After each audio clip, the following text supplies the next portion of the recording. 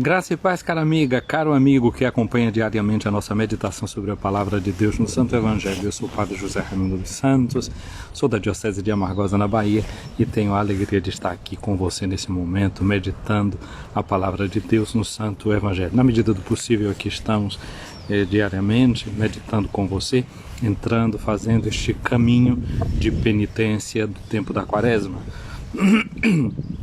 Uma coisa interessante hoje, né, a gente conclui estes dias que são introdutórios, não é, né, dos santos 40 dias, porque de amanhã até o início do Tríduo Pascal, que é a quinta-feira santa, nós temos os 40 dias, e estes dias são chamados os dias depois das cinzas.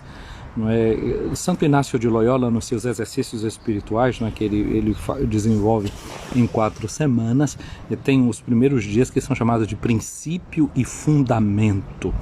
Poderíamos dizer que esses dias da Quaresma, da quarta-feira de cinzas até hoje, são como uma espécie também do princípio e do fundamento deste tempo que nós vamos viver, daquilo que nós vamos realizar nestes dias preparativos a Santa Páscoa do Senhor, que nós celebramos a cada ano de maneira muito solene. Hoje a liturgia nos apresenta o texto do Evangelho que nos mostra a vocação, o chamado de Levi. Então nós vamos encontrar o Evangelho de Lucas hoje, nos traz este texto, Lucas no capítulo 5, versículos de 27 a 32, é o texto que a liturgia nos apresenta no dia de hoje. Mas o capítulo 58 de Isaías é a primeira leitura que a liturgia nos traz no dia de hoje e continua aprofundando o significado do fazer a penitência. É Deus que diz: se destruíres teus instrumentos de opressão, se deixares os hábitos autoritários, linguagem maldosa, acolheres de coração aberto e indigente, prestares todo o socorro ao necessitado, nascerá nas trevas a tua luz e tua vida obscura será como o meio-dia. Esse chamado para a gente perceber que a verdadeira penitência, ela se relaciona também à nossa vida com o outro, à nossa vida fraterna. De fato, desde o princípio, a penitência feita no tempo da Quaresma, entendido como um tempo de jejum, interessante que na região de área alemã, o tempo da Quaresma é justamente chamado de Fastenzeit, tempo de fazer jejum. Não é? O jejum como uma marca que especificou realmente esse tempo, esse período. Então, esse jejum, para que é que ele serve? O jejum serve também para que você possa incluir outros irmãos e outras irmãs no movimento de bondade, aquilo que são as reservas que você pode fazer.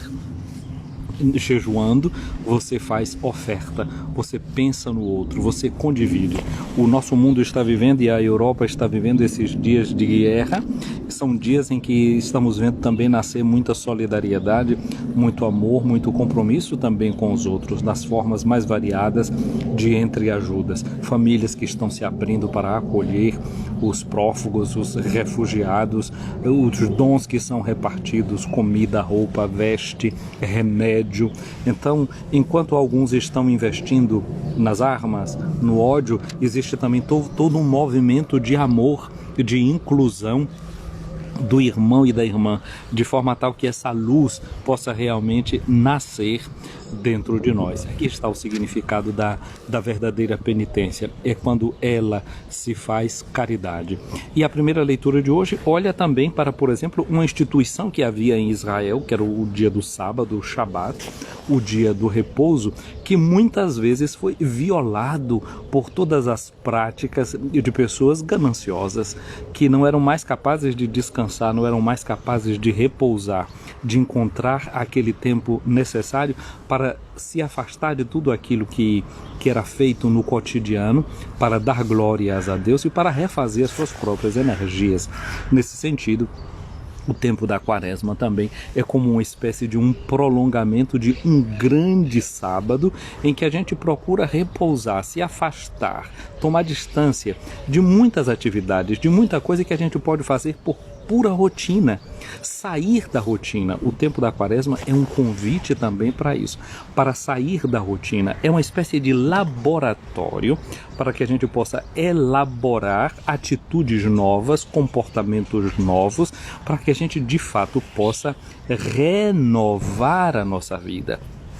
Dentro da quaresma está sempre presente essa ideia de um tempo que é tempo de renovação. Vocês estão vendo aqui algum passarinho canta, etc. Vejam só, algumas práticas do tempo da quaresma são práticas de tomar distância de coisas que são o habitual. Por exemplo, você vai chegar nas suas igrejas, vocês vão notar que as igrejas não vão estar cheias de flores. A igreja faz uma espécie de um jejum das flores neste período. Ela fica concentrada naquilo que é o essencial. A música na igreja durante esse período, os instrumentos musicais soam de uma maneira muito mais leve. Os instrumentos musicais, eles são utilizados para sustentar o canto, não é um uso dos instrumentos de forma muito elaborada, é para dar o tom, para sustentar um canto com muita moderação, portanto os ouvidos entram numa espécie de jejum.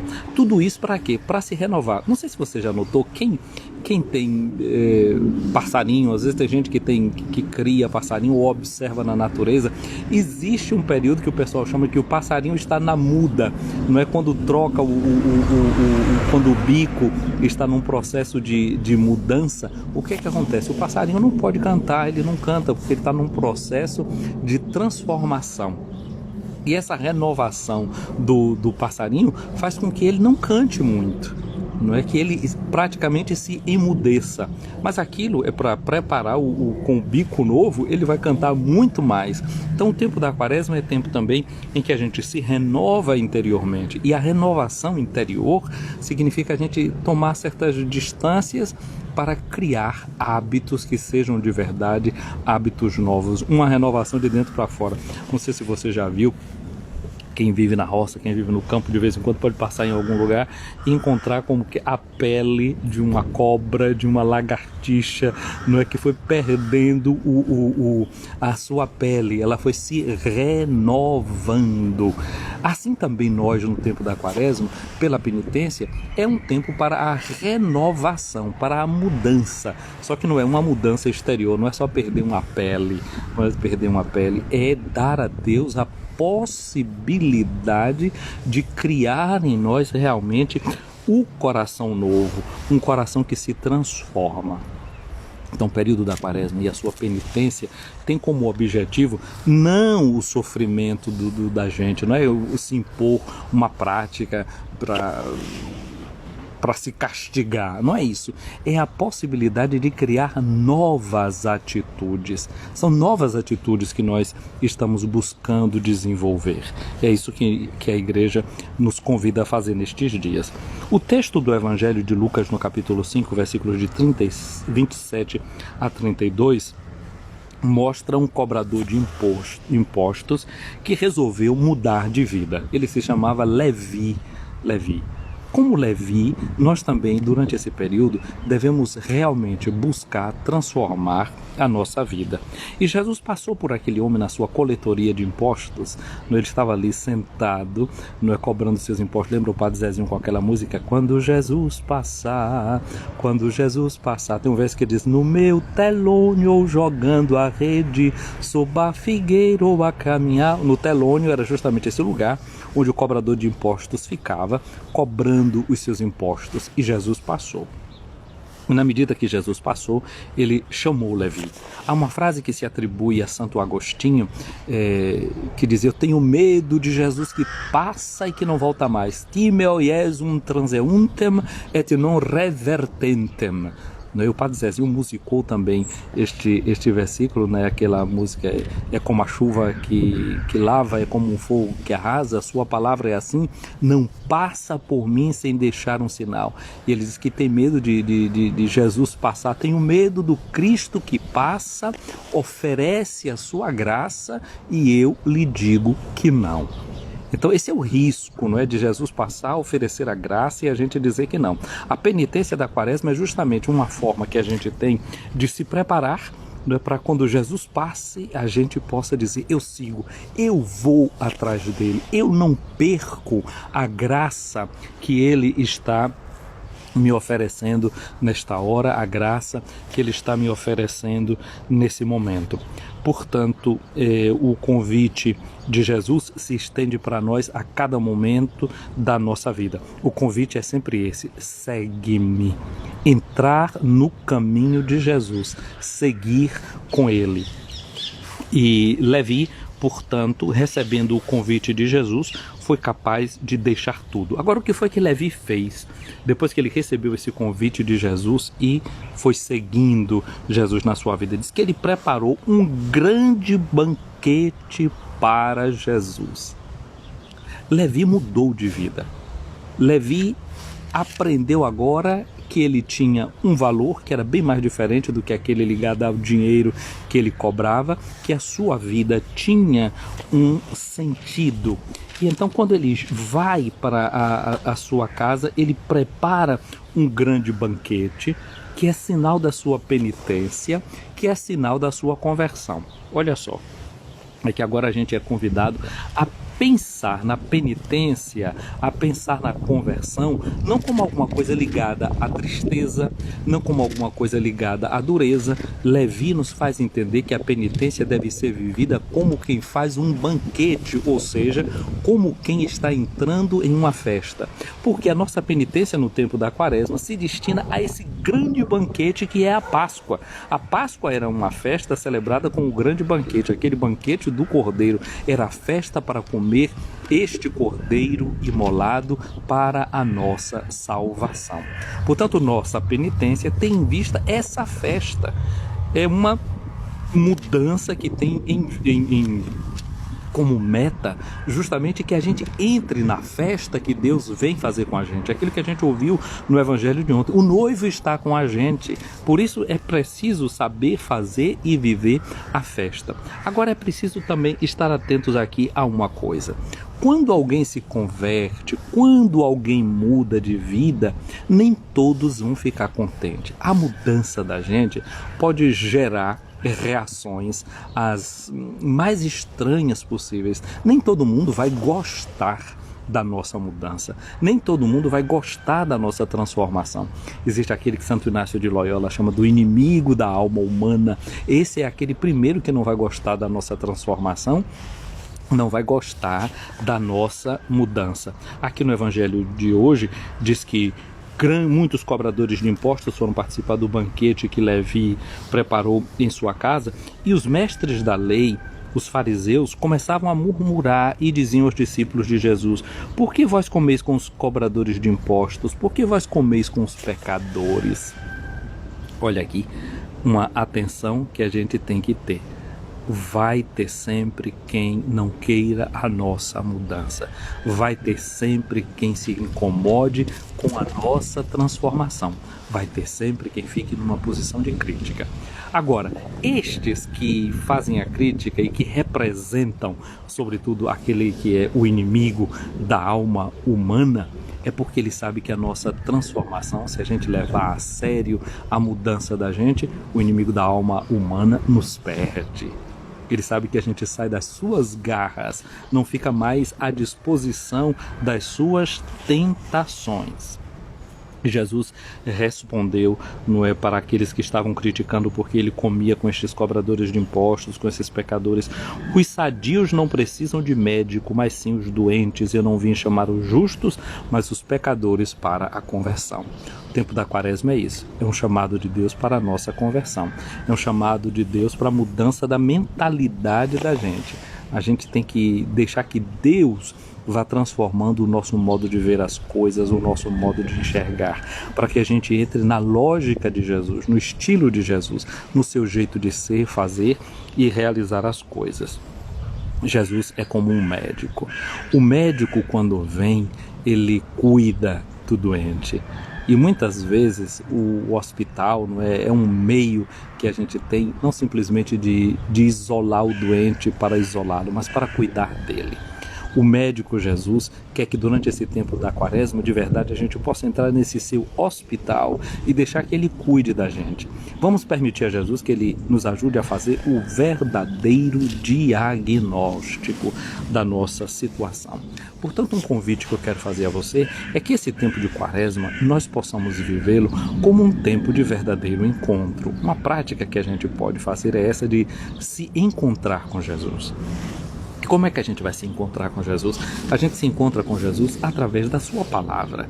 Que tal você reservar um tempo para o seu encontro pessoal com Jesus? Decida qual é o tempo, qual é a hora do dia, da noite, que você vai dedicar à sua oração. Tanto melhor se essa hora são as primeiras do dia, porque com isso a gente já parte para viver o dia sob a luz da palavra de Deus. Aí você decide se você quer fazer 10, 15, 30 minutos, uma hora de oração, depende da sua prática, do costume também que você tem, que você vai se deixando educar por Jesus. Então é aquele momento em que Jesus vai passar na sua vida e vai fazer a mesma coisa que ele fez na vida de Levi, dizer, vem para cá. Onde era que Levi estava? Estava na sua banca de impostos, no seu lugar de trabalho. Ou significa o quê? Que Jesus passa na vida da gente em qualquer momento, em qualquer situação. Mas a gente precisa estar preparado para perceber essa presença de Jesus que passa. E aí a gente pode se preparar para afinar os ouvidos e o coração da gente pela oração cotidiana, por esse momento de escuta da palavra de Deus. Você pode, por exemplo, a cada dia seguir as leituras da liturgia, ou a primeira leitura, ou o evangelho, ou quem sabe o salmo. Você decide qual é o texto que você quer seguir a cada dia. O evangelho seguramente é a expressão mais fina desse momento de escuta e da revelação de Deus para nós. Então, se você decide a cada dia, eu vou ler o texto do evangelho. Então você diz, eu vou orar por 15 minutos. Então você marca aqueles 15 minutos, né, fiel, vai ser das 6 às 6h15 da manhã. Você reserva esse tempo para isso. Durante aqueles 15 minutos, você vai fazer o quê? Você vai ler a palavra de Deus, portanto, escutar essa palavra. Você vai meditar essa palavra de Deus. Você vai orar com essa palavra de Deus. E você vai desenvolver um novo olhar sobre o seu dia a dia. Para a parte da leitura, o que é que você faz? Você abre o texto, como a gente pegou o texto bíblico de hoje, e lê esse texto, por exemplo, por umas 5 vezes. Lê em voz alta, de modo que você escute a sua voz lendo esse texto. Lê uma vez, lê 2, lê 3. Na medida que você já quase que absorve, memoriza o que é que tem lá dentro dessa palavra. Então você leu. O segundo momento é que você começa a meditar. Na leitura você ouve o que é que Deus tem para dizer para você. A meditação é você refletir sobre aquilo que você leu. É se perguntar, o que é que Deus está me dizendo a mim pessoalmente, ao mundo, à minha família, a situação que nós estamos vivendo através dessa palavra. Então você vai reler o texto mastigando, meditando. Talvez uma palavra lhe chamou a atenção, uma cena. Se você tem capacidade imaginativa, você pode ver essa cena desenvolvida, entrar nesta cena, escutar as palavras que foram ali ditas, se identificar com alguns dos personagens, que sabe, você se vê como Mateus, ou como alguém que está ali fora, vendo a cena acontecer. Aí você deixa que o Espírito Santo use a sua criatividade. E aí tem um passozinho que eu me esqueci de dizer. O primeiro não começa logo lendo, você começa invocando o Espírito Santo. Essa é a primeira coisa, invocando a presença de Deus para iluminar esse seu momento de oração. Aí depois sim, vem as leituras por umas 5 vezes, depois você começa a meditar aquilo que o texto está dizendo para você, você reflete sobre isso. Depois o outro movimento que a gente faz é, o que é que esse texto me faz dizer a Deus? Eu entro em diálogo com esse texto. Pode ser que eu louve a Deus, que eu bendiga a Deus, não é que eu entre numa comunicação com um desses personagens, começo a falar com eles, começo a falar com Jesus, né? O que é que eu posso dizer a Jesus? Jesus, eu te agradeço porque você veio para os pecadores, porque você não veio para os sãos. Jesus, eu me sinto um doente no dia de hoje. E qual é a minha doença? Eu sinto que a minha doença é essa, essa e essa. Eu sinto que o meu pecado é este. E eu te peço, vem cura a mim. Eu não quero que você passe na minha vida e me deixe no mesmo lugar onde eu estou. Eu quero te seguir como Levi também te seguiu. Levi é Mateus, não é o evangelista Mateus. Né? De repente a gente diz para Jesus: Jesus, eu quero também fazer a mesma coisa que Mateus fez. Eu quero convidar outras pessoas para te seguirem também. Eu quero oferecer um banquete. Qual é o banquete que eu posso oferecer? Me mostra o banquete que eu posso oferecer. Ou então você pode dizer assim: não, Jesus, sabe de uma coisa? Não sou eu que te ofereço o banquete nenhum, não. És tu quem ofereces o banquete para mim. A cada dia a igreja está repetindo: eis o Cordeiro de Deus que tira o pecado do mundo. Felizes os convidados ao banquete, à ceia do Senhor. Jesus, desperta no meu coração a felicidade de saber que eu recebi o convite para esse banquete, como Levi também recebeu. Você está percebendo? Aí você começa a falar com Jesus, a falar com ele. Ou então dizer: Jesus, eu quero levar o teu convite para uma pessoa, a pessoa é fulano de tal, mas eu tenho vergonha. Ajuda-me a levar esse convite teu para ela, para ele participar do teu banquete. Nesse banquete que já está preparado, está tudo pronto, Jesus. E às vezes eu fico botando desculpas, como aquelas pessoas que foram convidados para o casamento do filho do rei, e um inventou uma desculpa porque ele tinha comprado uma junta de boi, o outro por isso, o outro por aquilo. Jesus, às vezes a gente fica botando desculpa, dizendo que eu não tenho a roupa para ir para a festa, mas tu já me revestiste de ti mesmo para que eu pudesse participar deste banquete com essas vestes novas que foram alvejadas no sangue do Cordeiro, ou seja, no teu sangue. Olha aí, você pode ir desenvolvendo essa sua oração, entrar em diálogo com Jesus. Pronto. Então esse é o que é que o texto me faz dizer a Jesus. Você vê que na medida que eu estou aqui dizendo como é que a gente poderia fazer a oração, eu estou fazendo recurso também a muitas cenas outras da Bíblia, que é o que você pode fazer também na hora da meditação. Um texto pode ir chamando outro texto, pode fazer você lembrando de outra passagem da Bíblia, você vai ampliando esse texto e a compreensão dele na meditação, mas isso pode entrar também na hora da oração, como eu estava mostrando a você aqui agora. Então pronto, o que é que o texto me faz dizer a Deus? O outro movimento que vem desse momento da oração é que se desenvolve agora um momento que é contemplativo, que você pode fazer um grande silêncio e sentir como é que ecoa essa oração dentro de você. O que é que se desenvolve? Respirar com tranquilidade, com calma e com paz. Não é? Deixar de novo que o olhar de Jesus, como se dirigiu para Levi, se dirija para a sua vida, para o seu coração. Aí você pode fechar os seus olhos e tentar perceber que tem um olhar que olha para você. Como diz o salmista no Salmo 138, 139, para onde é que eu vou longe do teu espírito? Teu olhar me penetra. O teu olhar já me via até quando os meus ossos estavam sendo formados dentro do seio da minha mãe. Perceber que esse olhar de Deus é aquele olhar não de quem condena, mas o olhar de quem quer nos arrastar da situação do pecado. Aquele olhar de um pai que vê o que está no segredo e quer nos dar a recompensa pelas nossas lutas diárias, pelas nossas labutas, pelo nosso pranto, pela nossa lágrima, pela nossa dor. Então é um momento que, digamos assim, esse da contemplação é o momento em que a gente não precisa dizer nada, não. É o momento em que a gente sente essa presença e desenvolve uma atitude de quem vai sair dali querendo enxergar as coisas do jeito de Jesus. Aí vai ser a gente que vai sair: Jesus, eu quero ter o teu olhar, eu quero ver as coisas como tu vias. Não é? Olhar o Levi que está dentro de mim, o Levi que está no outro, esperando a oportunidade de ser chamado, de ser convidado, de se transformar.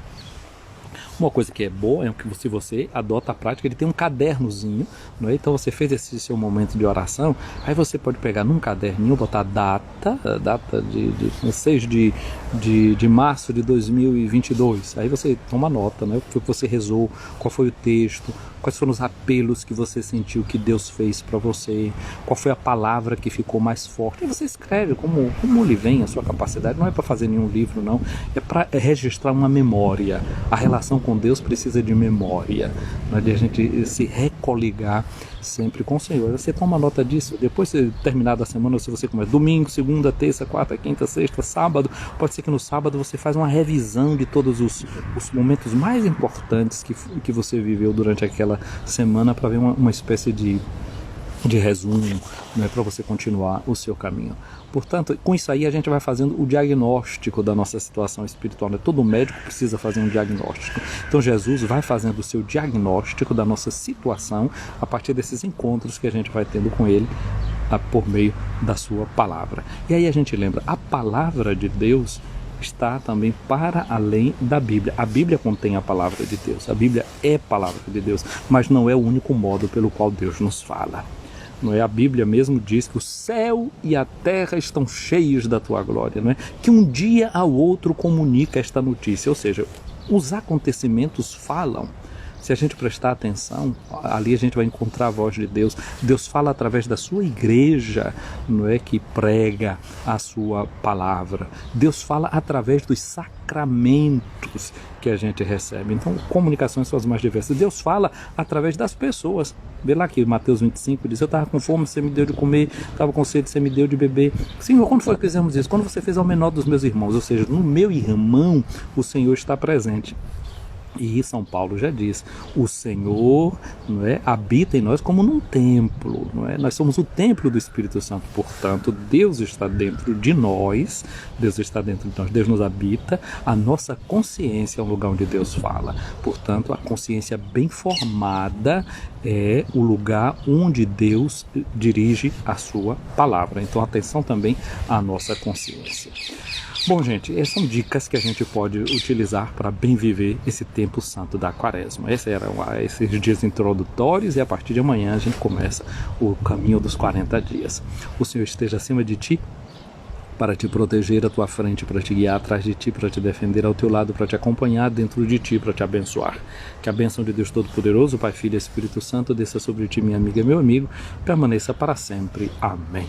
Meu abraço para Leinha Novaes, Noel da Leia, um abraço para você aqui acompanhando essa nossa live, para Maria Dora, não é, já aqui fazendo essa sua reflexão, Ricardo Renemirke, não é, também aqui passou pela nossa live, Darcy Sampaio, não é, bom dia. E Darcy está nos lembrando, né, que nas oficinas de oração e vida chamamos esse caderno de memórias ou de caderno espiritual. Muito bem, então gente aí que já tem a dica, que já pratica, vamos ensinando, vamos ajudando uns aos outros a fazer esse caminho de educação espiritual.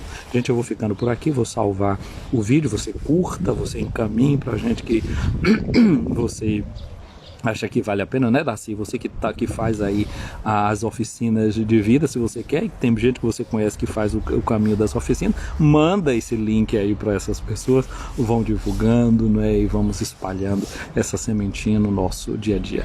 Lá vamos salvar depois também no nosso canal do YouTube, Padre José Raimundo Escutando a Palavra, vamos jogar lá também no nosso Facebook, por onde vocês forem passando, vão curtindo. E tem outros vídeos e outras que você já viu, mas não curtiu, vai lá, volta atrás, curte nesses vários espaços que a gente tem. Fiquem com Deus, um dia abençoado.